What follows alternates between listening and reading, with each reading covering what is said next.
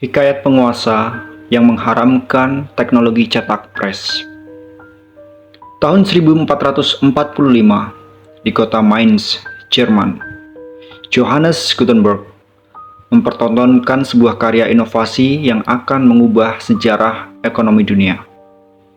Alat cetak pres dengan plat huruf yang bisa dibongkar pasang. Sebelum itu semua, buku digandakan dengan menyalinnya secara manual, dan prosesnya sangat memakan waktu maupun tenaga. Kalau tidak, buku diperbanyak dengan lembaran blok cukil kayu. Setiap halaman buku dibuat dari selembar papan yang hurufnya dipahat satu demi satu. Wajar saja jika pada masa itu jumlah buku sangat sedikit, sulit diperoleh, dan harganya sangat mahal. Sesudah penemuan alat cetak pres oleh Gutenberg, segalanya mulai berubah. Buku bisa diperbanyak dengan teknik cetak dan semakin mudah diperoleh.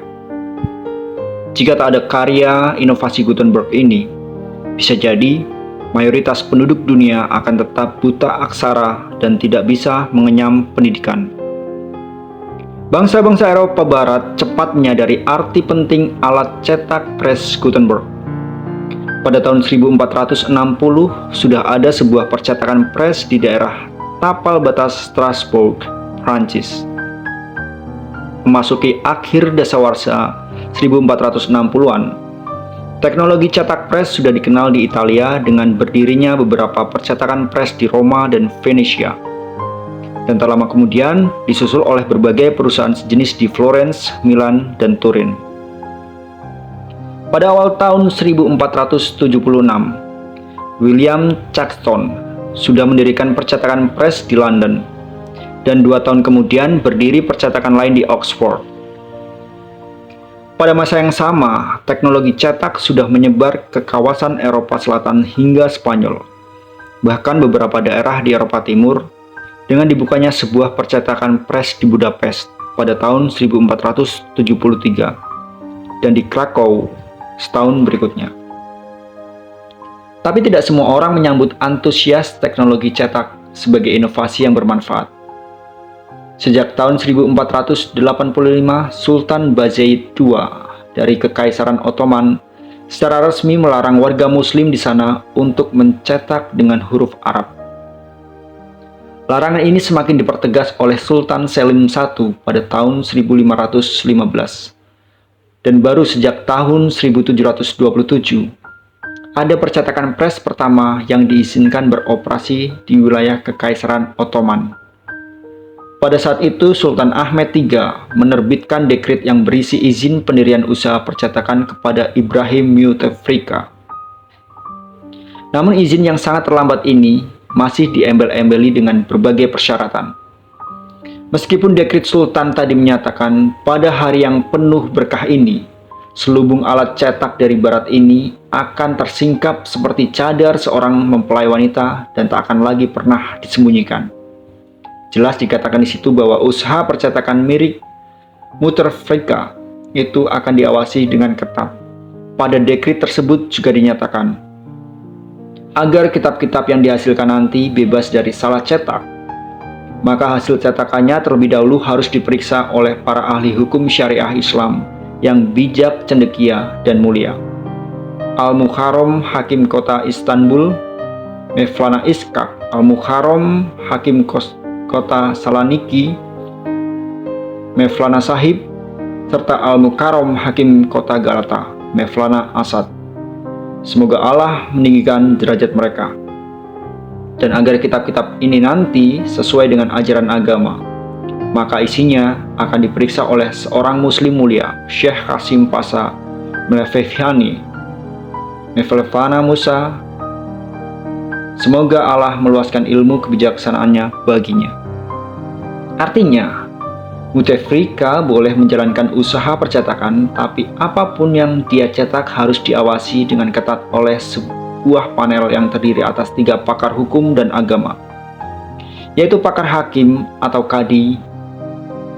Mungkin saja kepandaian dan ilmu para kadi dan rakyat Ottoman pada umumnya akan lebih cepat berkembang andai kata izin operasional percetakan itu turun lebih awal.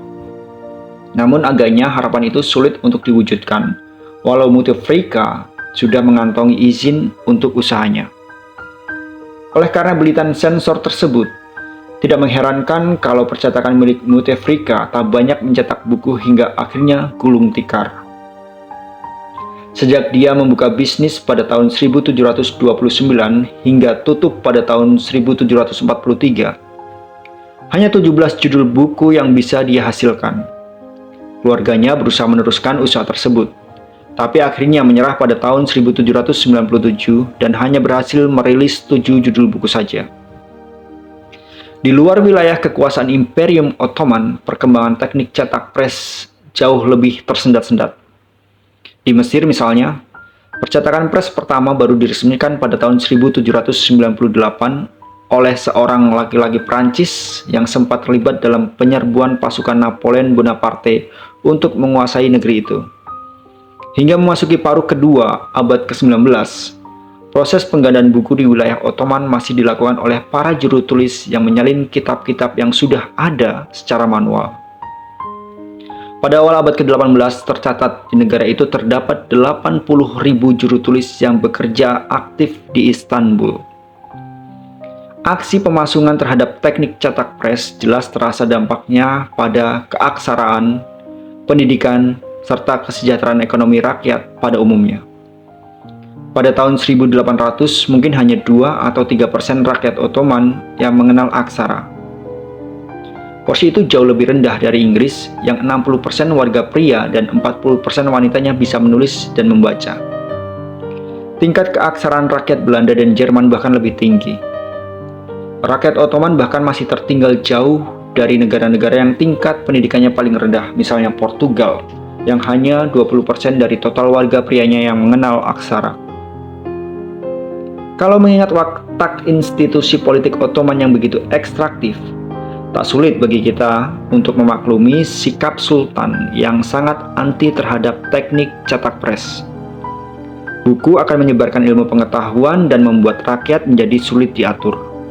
Mungkin ada sebagian gagasan dari dalam buku yang bisa meningkatkan pertumbuhan ekonomi, tetapi pasti lebih banyak hasutan atau ide-ide subversif yang membahayakan kemapanan politik dan status quo.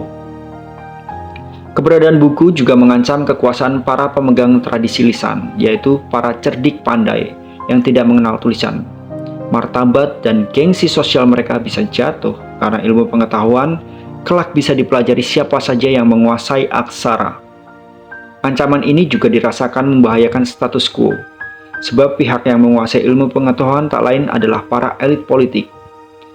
Para Sultan Ottoman dan jajaran pemuka agama mencemaskan penghancuran kreatif yang akan timbul.